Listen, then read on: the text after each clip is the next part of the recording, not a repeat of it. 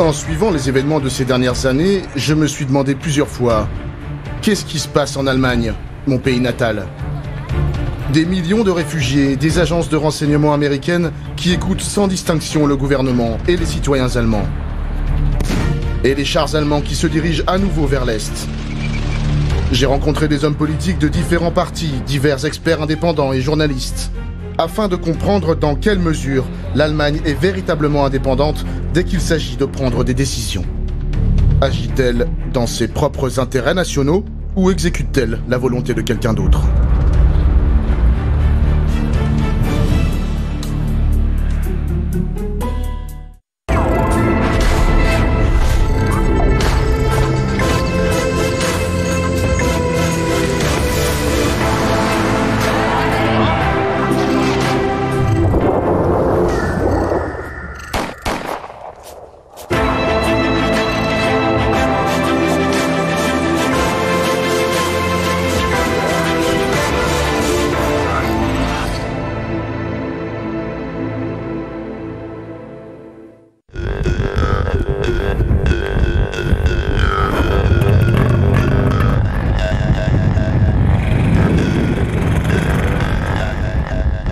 La rivière Tumboisio, au-delà du cours moyen.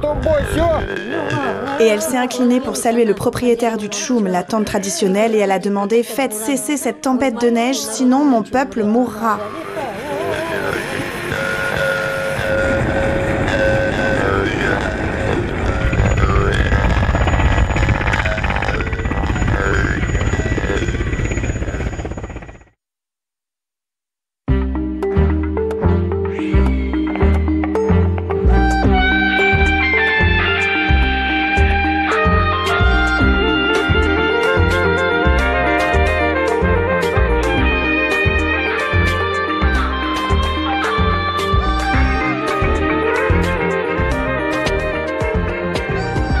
Bienvenue sur le plateau d'Interdit d'interdire, un spectre hante l'Europe, celui du populisme qui viendrait mettre fin à 40 ans d'hégémonie libérale. Mais qu'est-ce que le populisme ? Une idéologie ou une manière de faire de la politique ? Et tous les populistes, de droite et de gauche, sont-ils d'accord entre eux ?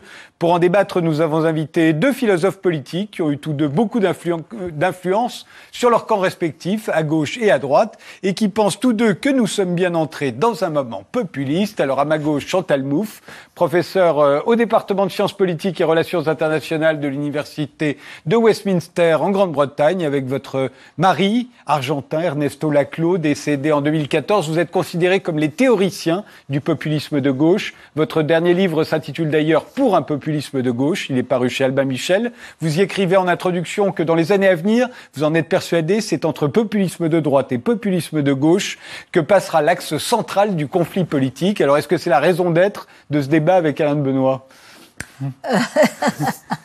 Mais moi, le débat me semble, je crois qu'il peut être intéressant parce qu'en fait, on va pouvoir avoir, je crois, ce que j'appellerais un véritable débat agonistique.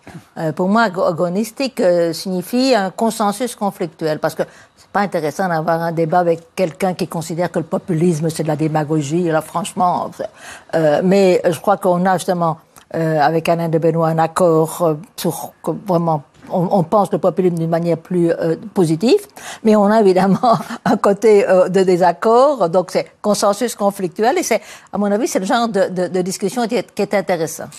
Alain de Benoît, vous avez été le théoricien de ce qu'on appelait la nouvelle droite. Vous avez publié une bonne centaine de livres, dont Le Moment populiste en 2017 chez Pierre-Guillaume Deroux et Contre le libéralisme en 2019 aux éditions du Rocher. Vous étiez venu dans cette émission pour en parler. Alors vous, la raison d'être de ce débat avec Chantal Mouffe ? Non, c'est assez simple. Moi, je suis avec beaucoup d'intérêt les travaux de Chantal Mouffe depuis 20 ans, 25 ans au moins. À l'époque, ce qui m'a attiré mon attention chez elle, c'était les vues très originales dont elle faisait preuve sur la nature du politique. Précisément ce terme d'agonisme ou d'agonistique, n'est-ce pas, qui montre qu'il y a quelque chose de conflictuel d'irréductiblement conflictuel dans le politique. Et donc j'ai lu beaucoup ses travaux. Et puis j'ai vu, c'est une coïncidence, qu'elle a commencé vraiment à s'intéresser au phénomène populiste à peu près au moment où moi-même je travaillais sur le sujet. Elle a fait un livre très intéressant d'ailleurs, qui s'appelle pour le populisme de gauche. Moi, mon livre ne s'appelle pas Pour le populisme de droite. C'est le moment populiste parce que autant je trouve que le populisme est quelque chose d'assez positif, d'assez intéressant, autant je pense qu'il ne s'agit que d'un moment. Et par conséquent, ce moment, sur quoi est-ce qu'il va déboucher, le meilleur ou le pire, je ne le sais pas. Alors justement, interrogeons-nous sur ce moment. Oui. Pourquoi pensez-vous l'un et l'autre que nous sommes dans un moment populiste? Oui, parce qu'Alain de Bonnat dire que lui, il a l'air de dire qu'il y a une différence là-dessus. Mais moi aussi, je parle du moment populiste. D'ailleurs, avant d'avoir écrit ce livre-là, j'avais écrit plusieurs articles, justement, où je disais qu'on nous trouvons aujourd'hui, la conjoncture actuelle, je dis, c'est un moment populiste. Hein. Voilà, ça ne va pas durer éternellement pour autant.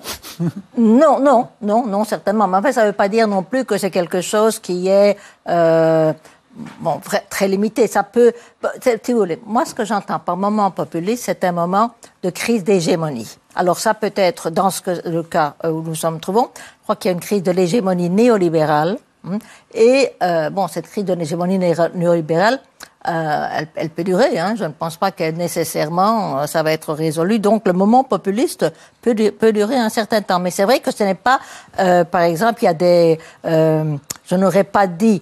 je pense par exemple à l'époque que j'étudie pour l'illusion du consensus. C'est le moment de la grande hégémonie de Blair. C'était pas un moment populiste du tout. Je veux dire, maintenant, on est dans un moment populiste parce qu'il y a une crise de l'hégémonie néolibérale. Mais vous êtes d'accord sur ce... Oui, je suis assez d'accord, peut-être avec d'autres mots. Je pense très profondément qu'aujourd'hui, nous sommes dans une période de transition. Et que le populisme est un phénomène de transition.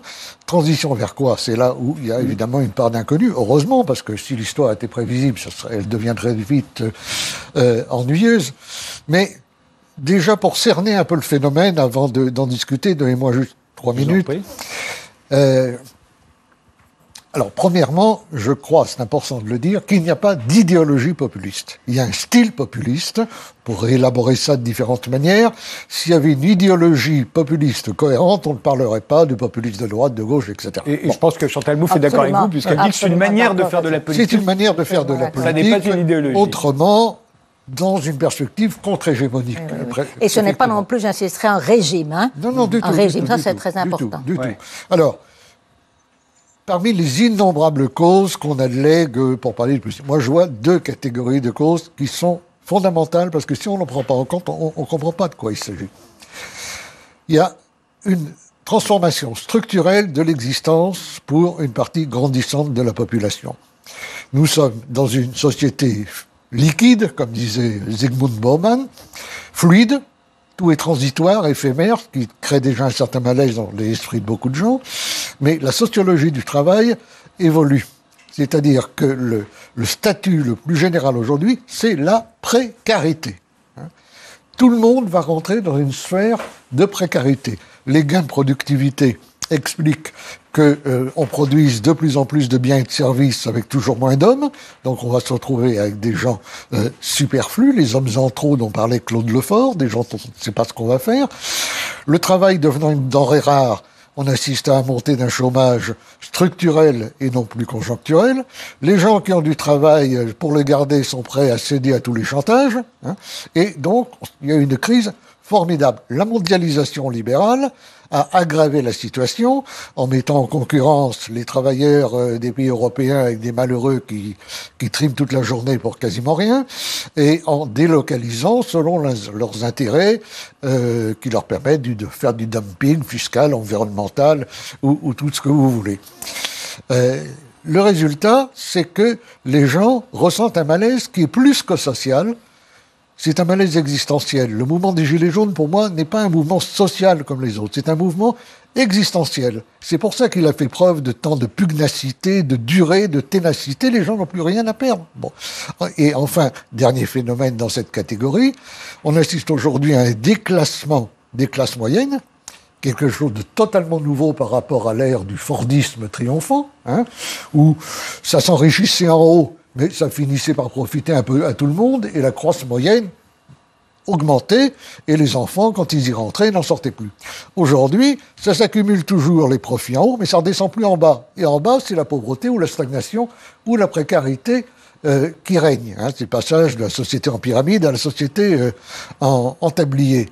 Et de ce fait, il apparaît une nouvelle structure de classe qui crée les contours d'une guerre des classes. Je pense que nous revenons à une guerre des classes sociales, avec des classes populaires qui restent numériquement nombreuses et qui se solidarisent tout à fait naturellement de la partie inférieure des classes moyennes qui sont en période de déclassement.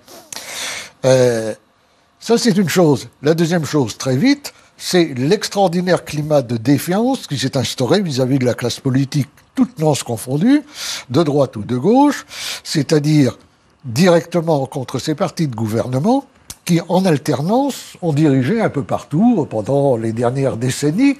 Et ce n'est pas un hasard si la montée des populismes, toutes tendances confondues, là aussi, a pour effet premier l'élimination, la désagrégation, l'agonie des vieux partis de gouvernement, vieux partis institutionnels, et on voit ça comme des dominos se passer dans tous les partis. En France, où on était resté longtemps préservé de ce phénomène, regardez le destin du Parti socialiste. Je veux dire, moi je suis surtout historien des idées. Quand je me souviens de ce qu'a joué le Parti socialiste comme rôle dans l'histoire de ce pays, et qu'aujourd'hui c'est une sorte de petite marécage de club, je ne sais même plus qui dirige quoi ni qui fait quoi. À droite, les Républicains, qui... sont entrés en agonie.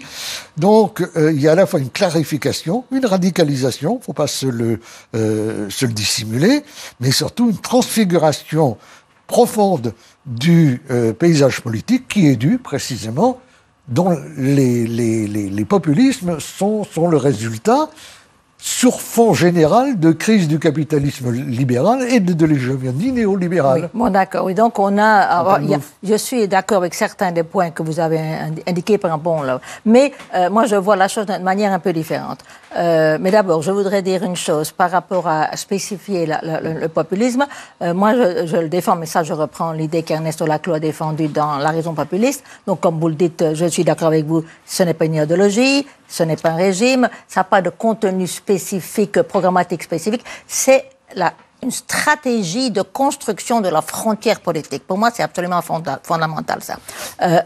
Et justement, et nous sommes aujourd'hui dans un moment populiste parce qu'on est dans un moment où il y a toute une série de résistances qui se manifestent contre ce que j'appelle la post-démocratie. La post-démocratie, c'est la conséquence de 30 ans d'hégémonie néolibérale et elle se manifeste de deux manières. Je crois qu'on a des points communs, mais on analyse les choses différemment.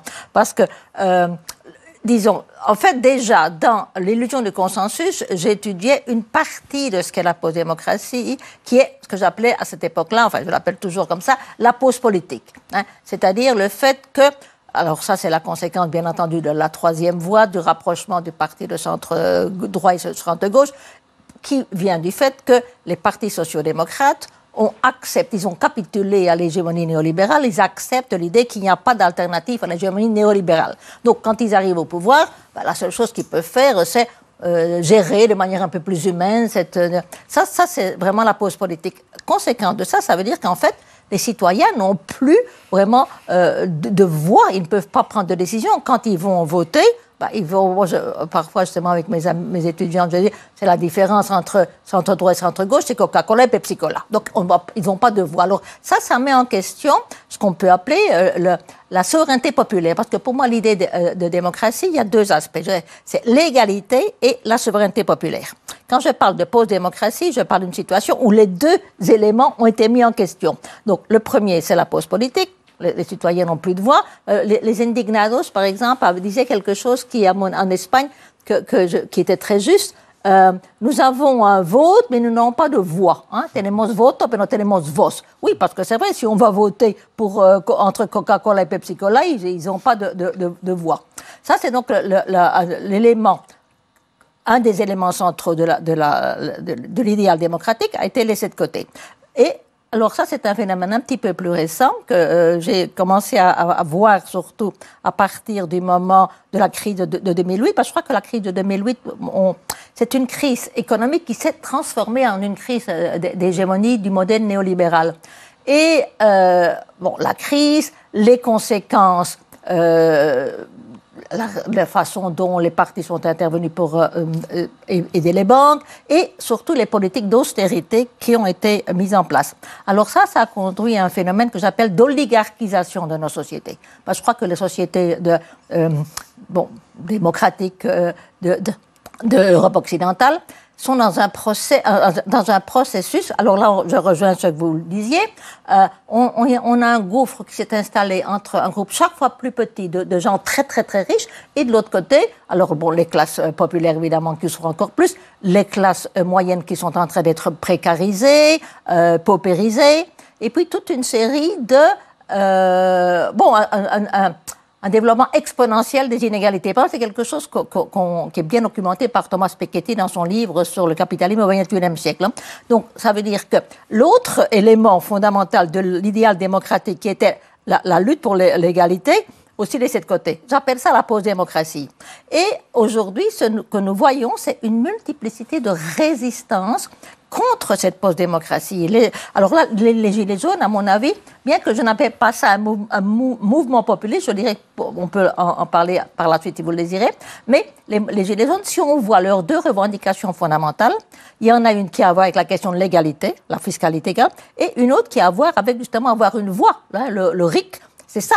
Donc je crois qu'on voit vraiment, c'est une forme de réaction contre la post-démocratie, les Gilets jaunes. Alors la grande question, c'est que ces résistances, elles peuvent être articulées de manière très différente. Parce que ce que l'on est en train de voir, et c'est ça qui est à mon avis typique du populisme, c'est la frontière qui s'établit entre le peuple. Alors le peuple, évidemment, j'aurais insisté là-dessus parce qu'il y a vraiment des gens qui ne comprennent pas ça. C'est pas un référent empirique, hein, c'est pas la population. Et ce n'est pas non plus une catégorie sociologique. Le peuple, c'est toujours une construction politique, une construction que nous appelons discursive. Donc le peuple peut être construit de manière très différente. La façon dont Marine Le Pen construit le peuple est très différente de celle dont Jean-Luc Mélenchon construit le peuple. Et aussi, bien entendu, l'establishment, comme on appelle ça, ou bien l'élite, on dit. L'élite, oui. Moi, j'aime pas trop ce terme d'élite, parce qu'en fait, l'élite, c'est trop vague. Hein. Ça veut dire qu'en fait, d'une certaine façon, les intellectuels peuvent aussi les considérer comme étant l'élite. Moi, je préfère le terme oligarchie, parce que ça veut dire qu'on se réfère vraiment à ceux qui ont le pouvoir. Mais alors ça, c'est justement, quand on parle d'oligarchie, on s'inscrit déjà dans une certaine conception de l'articulation. C'est là, je crois, qu'on a un point de différence fondamental.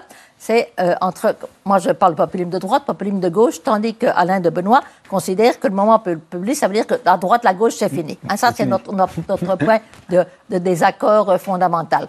Mais, alors, je crois qu'il faut voir que ces luttes, moi j'appelle ça des luttes démocratiques. Et alors j'ai pas mal de gens qui sont pas du tout de gauche, qui sont pas du tout d'accord avec moi, parce que alors je dis oui, mais Marine Le Pen, elle articule d'une certaine façon des luttes qui sont des luttes démocratiques, mais elle l'articule à partir d'un discours xénophobe, elle l'articule à partir d'un discours qui veut récupérer la démocratie, mais pour la limiter au peuple, disons, de nationaux. C'est ça. Je crois qu'il faut voir que dans les deux cas, l'objectif, comme il s'agit de lutte contre la post-démocratie, c'est-à-dire on va récupérer la démocratie. Mais récupérer la démocratie, ça peut se faire de manière différente. Donc, pardon, oui. Laissez-moi juste terminer. Parce que la manière, disons, que j'appelle populisme de gauche, c'est on récupère la démocratie, pas pour la restreindre aux nationaux, mais pour la radicaliser, pour l'étendre, pour justement ne pas se limiter aussi, parce que ça c'est aussi un élément important du populisme de gauche, qui articule toutes ces demandes comme plus de demandes sociales avec les demandes sociétale, moi j'aime pas trop ce terme-là non plus, mais enfin je veux dire, il y a tout ça, c'est déjà par exemple quand nous avons écrit avec Ernesto Laclau Hégémonie stratégie socialiste, c'est en 1985, ça veut dire, bon, c'est bien, il y a les antagonismes sociaux, mais il y a aussi par exemple le féminisme, l'écologie, on en parlait déjà à cette époque-là, les luttes antiracistes. Alors pour moi, un populisme de gauche doit construire un peuple qui articule toutes ces demandes démocratiques. Alors, je voulais juste vous interrompre pour vous dire qu'il me semble, quand on parle du moment libéral qui a pu précéder ce que vous appelez le moment populiste, ce que vous appelez l'hégémonie néolibérale, on a vu qu'il y avait une manière d'abolir les conflits, ou en tout cas de faire semblant qu'il n'y avait plus de conflits entre toutes les classes de la société. C'est ça que j'appelle la pause politique. Voilà, exactement, et que tout le monde finalement profitait et de la démocratie et de l'enrichissement, etc., etc., et que l'un comme l'autre, vous avez l'air de dire qu'avec le moment populiste, on revient dans une lutte. Vous appelez ça une lutte des classes. Vous pourriez dire de votre côté une lutte contre l'oligarchie, du peuple contre l'oligarchie.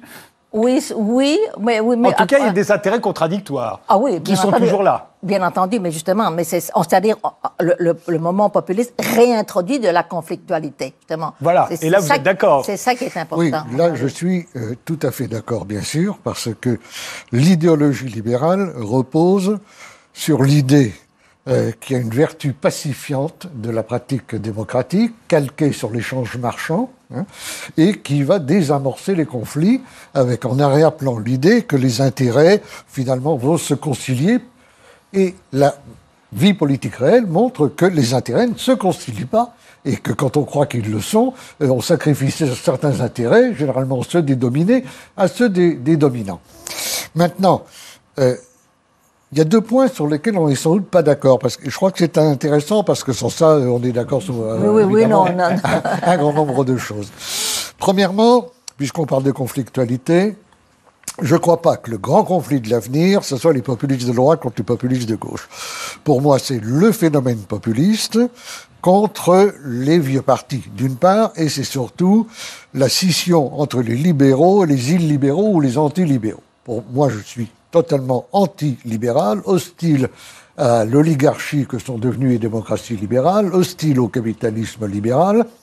Je crois que c'est ça la grande scission, et qu'on va voir notamment dans ce qu'on appelle la droite, avec beaucoup de guillemets, les eaux se séparer entre les conservateurs et les libéraux. Ça a déjà commencé d'ailleurs très largement avec et grâce à Macron. Donc, je pense que le vrai conflit de l'avenir, c'est cela, d'autant plus que ça se double non seulement d'un conflit social, mais également, en France en tout cas, d'un conflit géographique. C'est la fameuse thèse de Guy Louis sur la France périphérique, qui n'ont pas forcément leur équivalent dans tous les pays d'Europe, mais qu'en France, en tout cas, l'ont. Le deuxième point est sans doute plus fondamental, c'est la notion même de peuple. Parce que là, on a des accords. C'est un désaccord fondamental. Très intéressant. Ça, et la question de l'élimination de la droite-gauche. Tout à fait. Oui. Tout à fait fondamental. D'abord, le peuple, pour moi, c'est le peuple, la souveraineté populaire. Ça, c'est évident. La base de la démocratie, pour moi, c'est pas la vie parlementaire, c'est la souveraineté populaire. Mettons ça de côté. Il y a deux grandes façons, on est d'accord là-dessus, de conceptualiser ou théoriser la notion de peuple. Il y a l'ethnos et il y a le démos.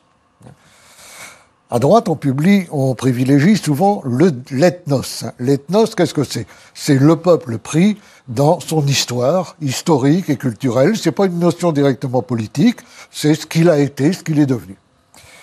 Le peuple comme démos, c'est une notion nettement politique, privilégiée plutôt à gauche, et c'est le peuple en tant qu'il est dépositaire de la légitimité politique, de la souveraineté populaire et du pouvoir constituant.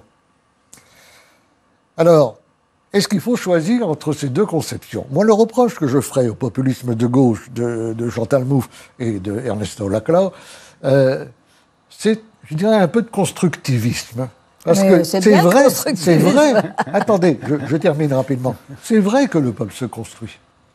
Mais un peuple ne se construit pas à partir de rien, pas plus qu'un individu. Évidemment. Il se construit à partir d'un déjà là, comme l'individu se construit. Donc, il faut échapper à l'alternative entre le déterminisme et puis une espèce de liberté flottante et totale et artificielle. Le peuple, on peut le construire à partir d'un déjà-là, et on ne peut pas faire comme si ce déjà-là était sans importance. Et à l'inverse, sous peine de tomber dans une sorte d'identitarisme frénétique, on ne peut pas faire l'élimination du peuple comme démos, qui est la notion politique d'abord et démocratique ensuite. Donc pour moi, le populisme idéal, je sais bien que ça n'existe pas, mais les intellos, ne peuvent pas s'empêcher de raisonner toujours un petit peu à l'idéal.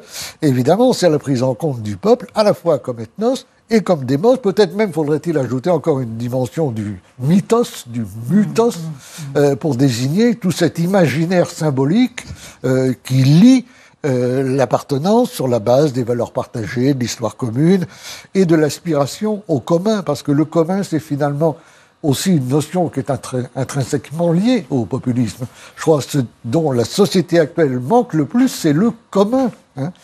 Oui. Juste pour résumer, Chantal Mouffe, si je comprends bien, vous, en parlant du peuple, vous pensez évidemment aux classes populaires, à une partie des classes moyennes, mais aussi aux immigrés, et même à la communauté LGBT, par exemple, que vous ajoutez dans cette espèce de fédération d'un populisme de gauche contre l'oligarchie, alors que Alain de Benoît et souvent les populismes de droite... excluront toute cette partie-là. Non, je l'exclus pas. C'est certainement une conception moins inclusive, c'est vrai. Oui, mais c'est pas pour autant une conception excluante. C'est pas une question tellement d'inclusion. Juste 2 minutes avant la pause, mais je vous laisse les... Pour moi, le peuple, c'est une volonté collective. Hein, on construit une volonté collective. Et alors, elle peut se faire, c'est toujours, en fait, le résultat de ce qu'on appelait déjà dans l'hégémonie socialiste et tragédie socialiste, le résultat d'une chaîne d'équivalence. Il y a toujours une série de demandes sociales qui peuvent être articulées de manière différente. Mais alors là, je crois que j'aimerais bien tout de même pouvoir insister sur ce point-là avant qu'on ne procède plus loin. Parce que ma conception, enfin la conception d'Ernesto aussi, on ne peut pas la comprendre si on ne se situe pas dans une conception que j'appelle dissociative du politique. Parce que si on pense, qu'est-ce que c'est le politique? Bon, il y a fondamentalement deux conceptions. Conception associative, le politique, c'est l'espace de la liberté, de l'agir en commun, où on va pouvoir arriver à un consensus. Bon, c'est la conception qui domine dans la philosophie politique libérale. Hein. Et puis alors, il y a la conception dissociative, qui dit non, le politique, ça va avec le conflit, avec l'antagonisme. La politique, donc, pour toujours partisane. Le peuple est divisé. Ça, pour moi, c'est absolument fondamental. Le peuple est divisé dans cette conception. Et la politique, c'est toujours la construction d'un nous, et ça requiert la détermination d'un eux. Ça, c'est vraiment... Désignation de l'ennemi. Oui, mais alors l'ennemi... Alors là c'est aussi une question... On reconnaît la schmittienne de gauche. Évidemment. L'ennemi, justement, alors là, c'est mon débat avec Schmitt, justement, c'est de dire, bon, oui, il y a de l'antagonisme, mais l'antagonisme peut être mis en scène de manière différente. Hein. Ça, c'est mon argument dans l'illusion du consensus. Schmitt dit, on ne peut pas avoir une démocratie pluraliste là, parce que... ça nie nécessairement l'antagonisme, mais il ne pense l'antagonisme que sur le mot de la construction ami-ennemi. Alors il a raison, parce que c'est vrai que si on ne peut pas légitimer ce combat à l'intérieur de la démocratie. Donc ça conduit à la guerre civile. Mais tout mon argument, si vous voulez, pour ça j'ai toujours dit que pour moi Schmitt c'est vraiment quelqu'un c'est un véritable défi, parce que je suis d'accord avec penser avec et contre lui. Exactement. Donc ce qu'il faut, c'est pouvoir penser que pas éliminer l'antagonisme, hein, mais le mettre en scène de manière différente, de manière qui permette justement l'organisation d'une société pluraliste. Et pour moi, c'est ça la démocratie. Je vous interromps, on fait une pause, on revient tout de suite après.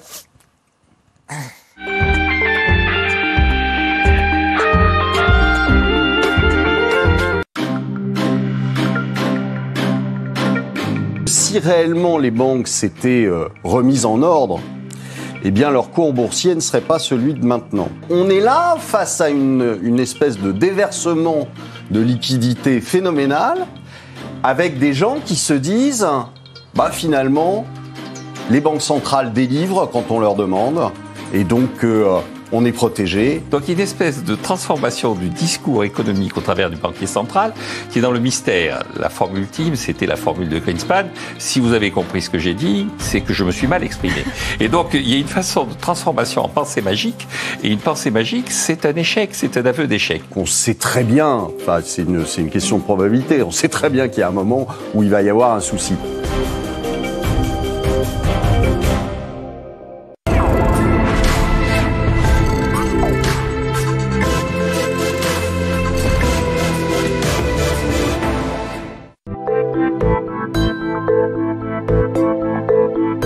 lorsque l'on pense au continent africain, il y a tellement de défis à relever qu'on se dit que finalement, la science africaine est très peu développée, alors qu'en réalité, c'est tout le contraire, elle est en pleine effervescence. On est innovateur en Afrique, hein. C'est le continent où il y a plus d'entrepreneurs femmes surtout.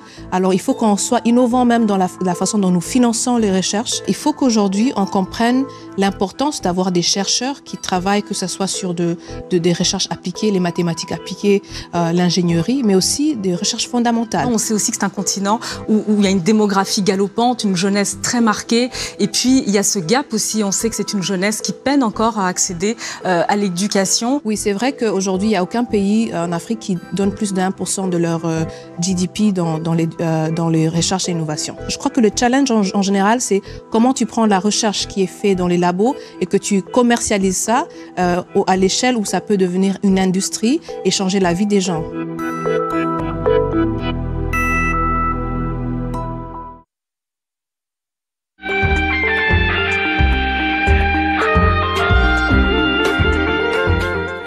Suite de notre débat sur le populisme avec Chantal Mouffe, l'auteur de Pop pour un populisme de gauche, paru chez Albin Michel, et Alain Benoît, qui lui a publié Le Moment populiste en 2017 chez Pierre-Guillaume Deroux.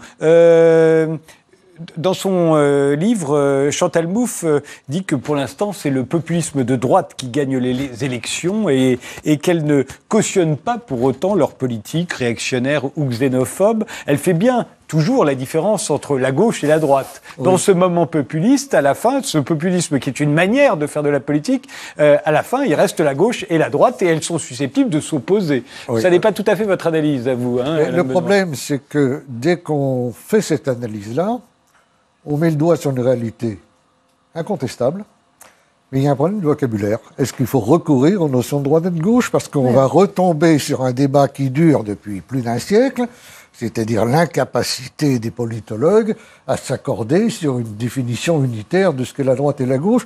Il y a toutefois une différence, c'est qu'en général, c'est les gens de droite qui disent qu'il n'y a plus de droite et de gauche. Oui, c'est ce que on disait ça, mais c'est dépassé déjà. Ça aussi. Non, je n'y crois pas tellement. Par contre, il y a un point très important. Vous avez parlé de construction d'une volonté collective. Je suis totalement d'accord. C'est d'ailleurs ce que dit Renan. Hein. Renan disait déjà, une nation, c'est le résultat d'une volonté collective assortie d'une âme, d'un principe spirituel, etc., dans la langue qui était la sienne. Mais la volonté collective, elle est importante. C'est pour ça que je suis pas sûr que ma conception du populisme soit moins inclusive que celle de Chantal Mouffe. Simplement, elle subordonne l'appartenance au peuple à une adhésion à cette volonté collective. Oui, si l'on ne veut pas participer à cette volonté collective de construction d'un avenir commun, bon, à ce moment-là, on s'exclut de soi-même. C'est tout à fait autre chose. Maintenant, sur la distinction populisme de droite, populisme de gauche, moi, je voudrais vous poser une question, parce que c'est une question qu'on peut se poser. Vous savez bien que j'ai quand même une assez forte sympathie pour le populisme de gauche, hein, mais on constate qu'il est en train, c'est pas tellement le populisme de droite qui l'emporte, c'est le populisme de gauche qui se cache la figure. Hein. Je passe sur les Grecs, Tsipras s'est aplati complètement. En Allemagne, le projet d'Auverstein n'a pas marché. Podemos est en train de tanguer sérieusement. Et Inigo Errejón, avec qui vous avez publié des entretiens que les gens doivent lire, parce que ce sont très bons entretiens, finalement, il a pris un peu ses distances vis-à-vis de la tactique actuelle de Podemos avec Ecclésias. Et en France... Et en Amérique du Sud, pour vous, c'était des populismes de gauche Alors, ce qui est intéressant, alors c'est autre chose, parce que je n'ai aucune sympathie, par exemple, pour Bolsonaro. Hein. Ça, c'est un populiste de droite, dit-on. Oui, non, enfin, c'est surtout... Même pas, parce c'est que encore autre chose. Ça, pour moi, c'est un proto-fasciste, c'est pas du populisme de droite. Pour moi, c'est de l'autoritarisme évangélique, vous voyez, c'est encore pire. Oui, en tout cas, mais je veux dire, c'est pas un populisme de droite, parce que le populisme de droite veut dire qu'on articule tout de même des demandes réelles, restons un instant en Europe, puisqu'il y a quand même le cas français. Jean-Luc Mélenchon, avec la France insoumise, a frôlé les 20%, ce qui est considérable, à l'élection présidentielle, avec une tactique qui était très populiste. À ce moment-là, il était d'ailleurs très admiratif vis-à-vis des thèses les vôtres, celles de Inigo Errejón, etc. Et puis, finalement, il a godillé un peu entre deux électorats. Et puis, il est retombé dans l'ornière d'une politique de gauche assez classique. Le résultat, on l'a vu, c'est la chute radicale, 8 ou 6% des voix. Oui, mais c'est bien pour ça qu'on ne peut pas prendre cet exemple-là comme étant quelque chose qui, si vous voulez, montre que le populisme de gauche ne fonctionne pas, parce qu'en fait, je crois que dans le cas de Jean-Luc Mélenchon, il a fait un très bon résultat en 2017 parce qu'il a suivi une stratégie populiste, et il a fait un mauvais résultat aux européennes parce qu'il avait abandonné cette stratégie populiste. On est d'accord là-dessus. Maintenant, la question subsidiaire, c'est pourquoi l'a-t-il abandonné? Il y a les tout derniers sondages montrent quelque chose d'assez curieux. Quand on voit les reports de deuxième tour de l'élection présidentielle, les gens qui avaient voté Mélenchon, il y en a un petit nombre, 15%, qui ont voté Marine Le Pen. Il y en a, et les autres se sont partagés entre l'abstention et le vote Macron. Il y a eu un sondage tout récent qui montre qu'aujourd'hui, cet électorat Mélenchon, à 60%, se reporterait sur le Rassemblement national, ce qui est assez stupéfiant. Mais c'est un des sondages qui viennent de sortir. Donc, ma question, et là je m'adresse à vous, pourquoi le populisme de gauche? Finalement, en Espagne, ça ne marche pas vraiment.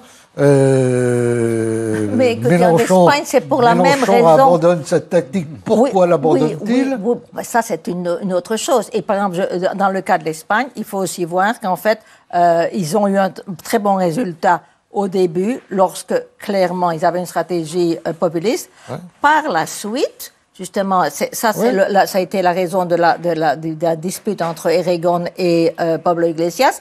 Pablo Iglesias a décidé de faire alliance avec Izquierda Unida, qui est l'extrême gauche traditionnelle, et à partir de ce moment-là, ils n'ont fait que décliner. Alors, par exemple, aux toutes dernières élections, les élections donc du mois d'avril, c'était oui. Non, mai-avril, où il y en a eu deux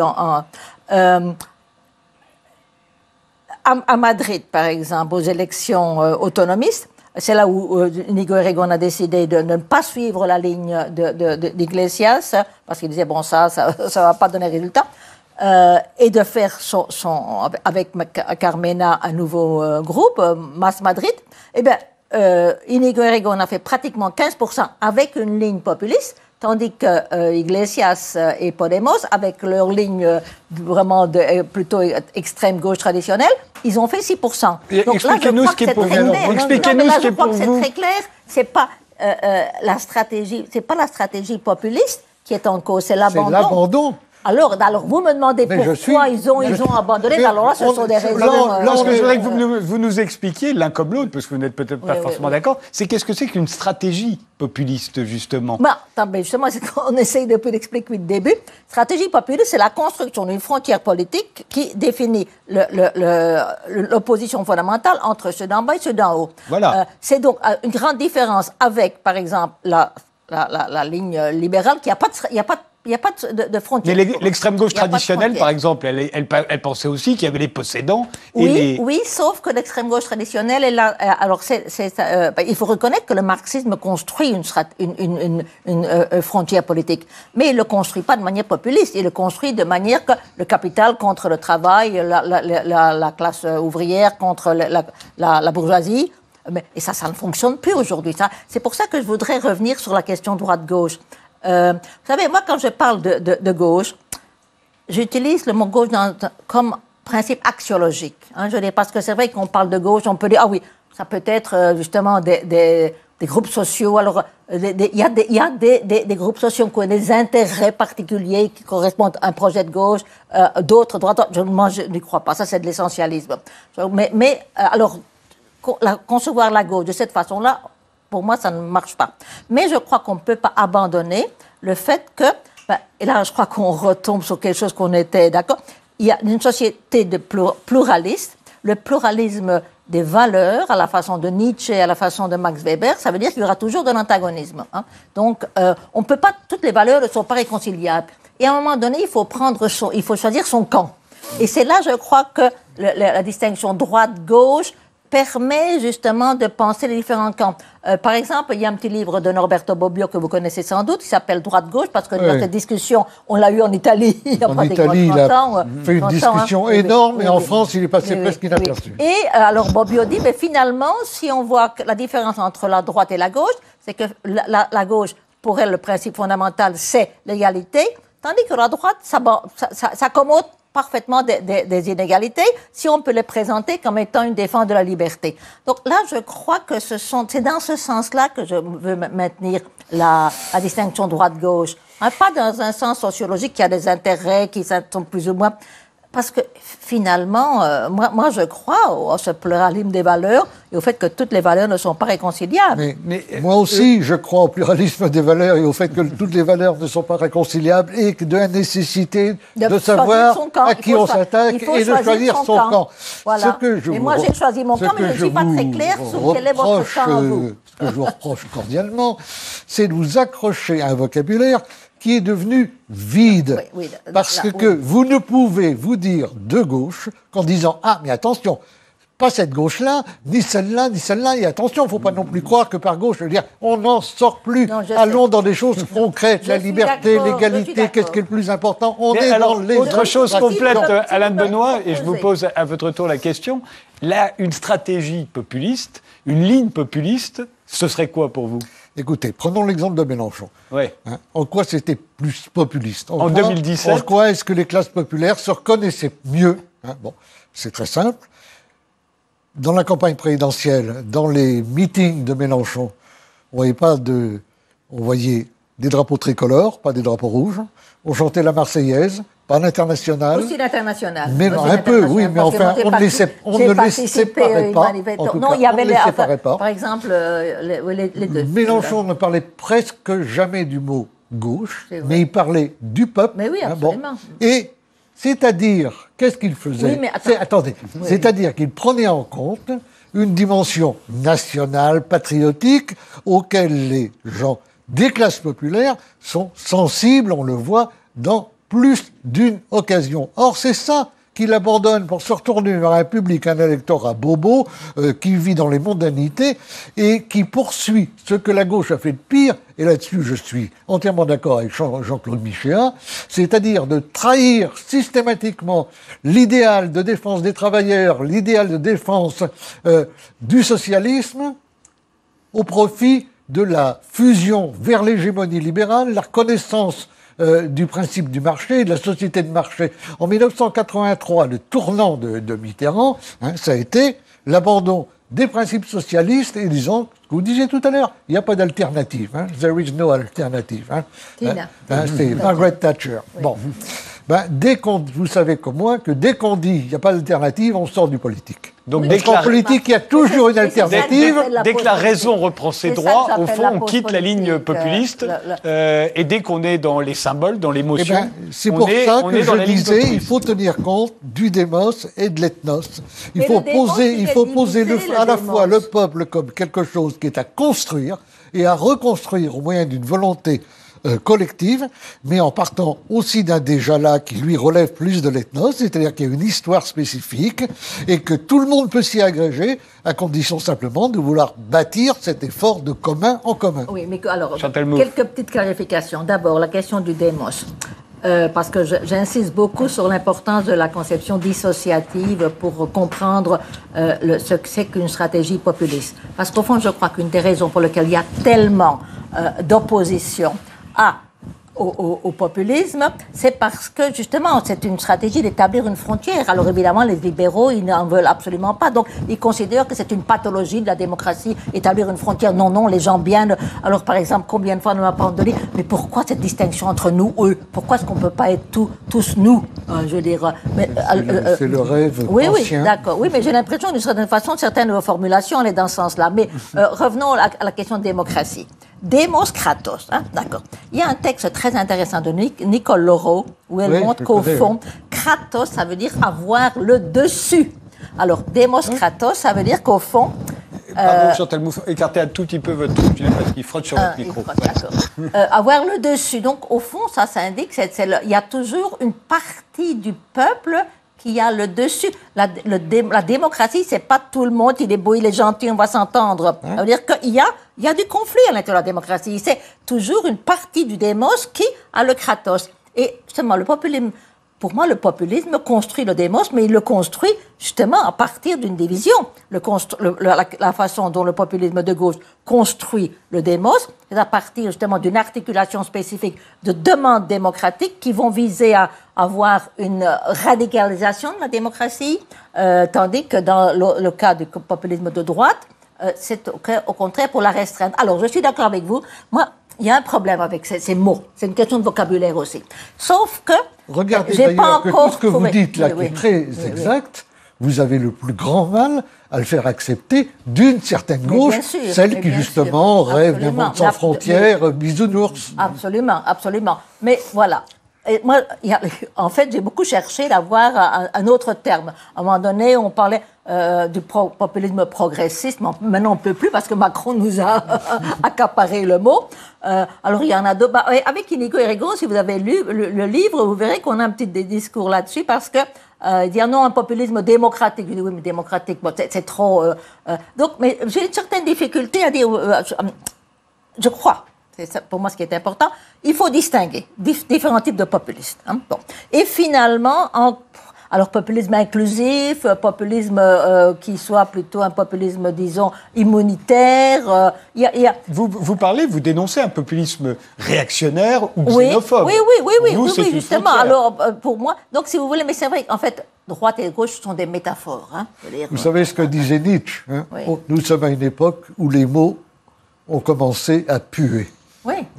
Et ça pue. Alors, il faut aller essayer. C'est dur pour l'intellectuel. Mais il faut essayer d'aller au-delà des mots. Ce n'est pas en abandonnant le terme de gauche qu'on résout le problème, parce qu'il faut en trouver un autre. C'est pas en le mettre non, mais il faut en trouver un Regardez autre. Pour des gens qui ont découvert autour des ronds-points, les Gilets jaunes, je parle des débuts du mouvement, qui ont découvert une nouvelle sociabilité, finalement, qui venait d'un peu partout. Il y en a qui avaient voté Le Pen, d'autres Mélenchon, d'autres ceci, ou jamais, ou pour tout le monde. Et qui se découvraient les mêmes amertumes, les mêmes colères, les mêmes espoirs, et qui ont retrouvé un mode de vie commun. Oui, mais ils n'ont pas... tous ces gens-là, c'est pas la droite ou la gauche qui les intéressait, les partis, les syndicats ne les intéressaient pas. Non, mais justement, c'est le problème, à mon avis, avec les Gilets jaunes, c'est ce refus d'institutionnaliser, de choisir un camp. J'ai bien peur que finalement, de toute façon, je ne veux pas critiquer parce que c'est vraiment quelque chose de très important, mais que dans la mesure où ils n'acceptent pas d'essayer d'avoir un débouché politique, il peut très bien se passer ce qui s'est passé avec Occupy Wall Street. Alors avec les Indignados, heureusement justement, il y a eu Podemos qui a décidé on ne peut pas laisser toute cette effervescence disparaître, donc ils ont créé Podemos. Mais on ne voit pas très bien, par exemple, dans le cas des Gilets jaunes, sa traduction politique. Et sans traduction politique, ils ne vont pas parvenir à avoir un impact sérieux. C'est un épiphénomène significatif et, à mon avis, une répétition générale d'une révolte sociale de beaucoup plus grande ampleur qui se produira dans les années qui viennent. Maintenant, il y a un sujet délicat, je suis d'accord, sur lequel on ne peut pas faire complètement l'impasse.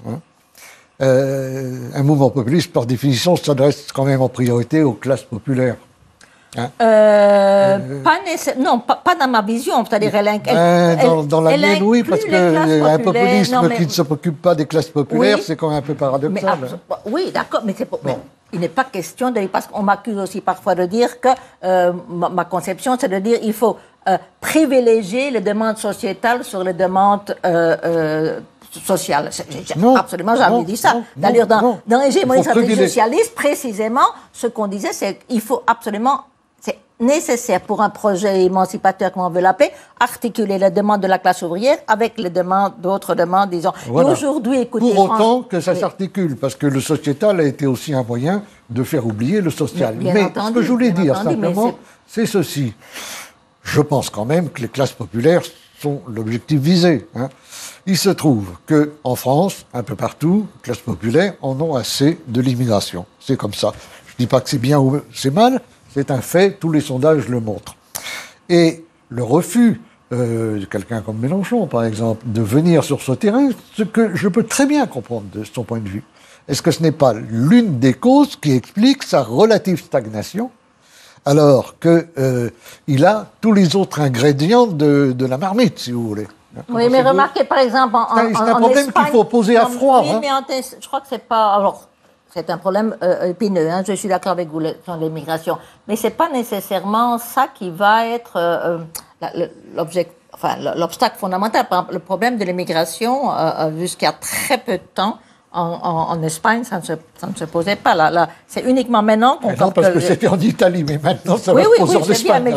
Mais justement, et malgré tout, disons, il y a eu l'évolution, ou l'évolution, comme on veut l'appeler, de Podemos, qui a... c'est la séparation Iglesias... on voit bien le sens général. Oui, parce qu'il y a il faut... ils se sont dit non... mais on a l'impression que c'est vraiment ça, cette différence entre, au fond, les partis dits populistes qui gagnent les élections, que ce soit aux États-Unis, en Grande-Bretagne avec le Brexit, c'est toujours avec quelque chose d'excluant et parfois qu'on peut qualifier à tort ou à raison de xénophobe. Oui, absolument. Et dans les pays de l'Est, c'est de la même façon, de l'Est de l'Europe, en Italie bien entendu. Et ce serait la différence entre ces partis populistes qui gagnent les élections, que l'on dit de droite, et puis les partis populistes qui, pour l'instant, perdent les élections, que l'on dit de gauche, ce serait ça. Oui, mais enfin, je veux dire, moi, je préfère parler de stratégie politique plutôt que de parti populiste. Mais c'est bien que c'est une stratégie, au fond, de parler de l'immigration ou pas. Non, mais par exemple, la France Insoumise ne s'est jamais présentée comme étant définie comme étant parti populiste. Hein, c'est les Insoumis. D'ailleurs, je crois que c'est important aussi de voir. À propos, quelque chose je voulais dire à propos de Mélenchon. Vous savez, j'ai eu, c'était avant les élections, un débat avec lui à la Maison de l'Amérique latine, justement sur le peuple. Et il a terminé en disant quelque chose avec lequel j'étais complètement d'accord. Il dit, il faut... comment est-ce qu'il a exactement former le peuple pour refonder fédérer le peuple pour refonder la gauche. Hein, c'était donc Mélenchon n'a jamais abandonné la référence de gauche, mais il dit fédérer le peuple pour refonder la gauche. Alors je crois que par exemple dans certains cas, une stratégie que j'appellerais, mais au fond c'est au niveau analytique, hein, populiste de gauche. Je ne dis pas que parti là, ils vont pas s'amener dans les quartiers. Là, nous on défend le populisme de gauche. Parfois même, il est important pour un parti qui défend une stratégie politique de gauche ne pas se présenter comme étant de gauche, parce que ça automatiquement ça va créer des résistances. Voyez. Donc c'est sans doute des résistances significatives. Moi je crois en fait, vous savez, les gens s'en foutent complètement quand on leur dit on va refonder la droite. On va refonder la gauche. Les gens, ça fait 50 ans qu'ils entendent ça. Ce qu'ils veulent, c'est... Ils ont des problèmes avec leurs gamins, avec la sécurité, avec les quartiers, avec leur emploi. Là, ils voudraient qu'on leur dise comment on sort d'un système où ils sont devenus invisibles, inaudibles, pendant qu'une oligarchie dont il voit bien la dimension mondialiste, transnationale, se déplace d'hôtel en aéroport, claque un fric terrible, pendant qu'eux sont dans le caca, quoi, tout simplement. Oui, mais je suis d'accord avec ça, mais justement... Alors, c'est pas parce qu'on les dit, on est de gauche, attention, là, on est de droite. Mais bien entendu, mais pour moi, si vous voulez, une stratégie populiste de gauche, c'est une stratégie pour laquelle vraiment le E... Hein, c'est le capitalisme financier. Oui. C'est parce que, au fond, tous ces problèmes qu'on a examinés, que j'appelle la post-démocratie, c'est la conséquence du capitalisme financier. Et nous, c'est ceux qui le refusons. Oui, sauf que c'est pas toujours très clair du côté du populisme de droite, si vous voulez. Non, c'est pas très clair. Et je suis le premier à le regretter. Ah bon, d'accord. Je suis le premier à le regretter. Je l'ai même écrit à plusieurs reprises. Tout populisme qui s'oriente vers un compromis avec la logique financière libérale ne mérite pas de parler du peuple. Oui, d'accord. Bon, alors là, mais vous voyez, c'est ça. À mon avis, c'est vraiment important ça, de reconnaître qu'il y a un E, il y a un E. Ah ben oui, mais comment oui, mais et je vois pas du tout comment. Par exemple, il y a une chose qui me préoccupe un petit peu. C'était un grand thème. Mais aujourd'hui, bon, c'est très bien. Tout le monde parle d'écologie, c'est magnifique.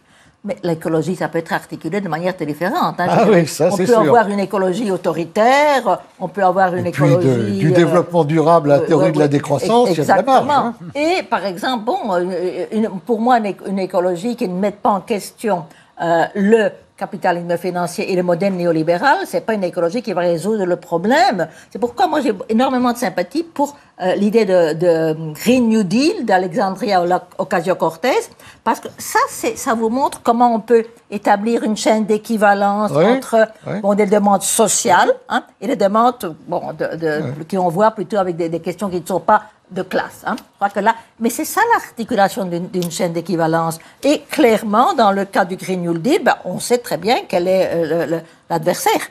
Anne Benoît? Non, on a fait un petit peu de marathon, là, mais on a essayé de faire le tour d'un problème qui est difficile à analyser parce qu'il est en cours. Finalement, on parle de quelque chose qui se déroule sous nos yeux. On n'a pas du tout le recul, et je pense que le bilan, quand on sera à l'heure des bilans, sera nécessairement contrasté. Il y aura des choses dont il y aura certainement lieu d'être satisfait, d'autres qui ne le sont pas. Je crois aussi que le système du capitalisme ou de l'hégémonie néolibérale, c'est comme l'Union soviétique, ça s'écroulera de lui-même, et pas sous le poids sous le poids des critiques qu'on lui a adressées, malheureusement. Sauf que, comme on le sait très bien, les écroulements, ça ne veut pas nécessairement avoir des issues qui soient des issues progressistes. Bon, si on peut encore utiliser le terme. Ça peut être moins bien qu'avant. Ça peut être pire qu'avant. Oui, bien sûr. Non, mais c'est ça. En fait, quand je dis que, pour moi, vraiment, en fait, si vous voulez, c'est vrai que le combat fondamental, c'est entre l'articulation de cette lutte contre la post-démocratie, soit un projet de radicalisation de la démocratie ou au contraire de restriction. Mais il y a aussi encore une troisième solution, qui n'est pas vraiment une solution, mais qui peut être un peu intermédiaire. Et je crois que c'est un peu ce qui est en train de se passer ici en France. C'est qu'on a le système néolibéral qui veut se défendre, mais ce système néolibéral, pour se défendre, devient de plus en plus, agressif, sécuritaire, là, il voudrait faire référence à des travaux intéressants de Wolfgang Streich dans son livre Du temps acheté.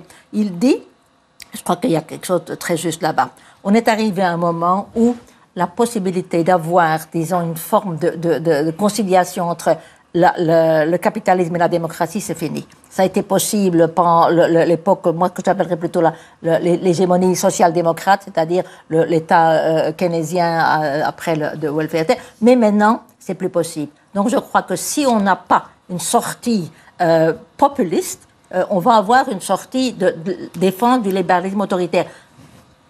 Vous savez... Je vous arrête. Malheureusement, c'est fini. Bon. Merci tous les deux d'avoir participé à ce débat. Merci de nous avoir suivis et rendez-vous au prochain numéro.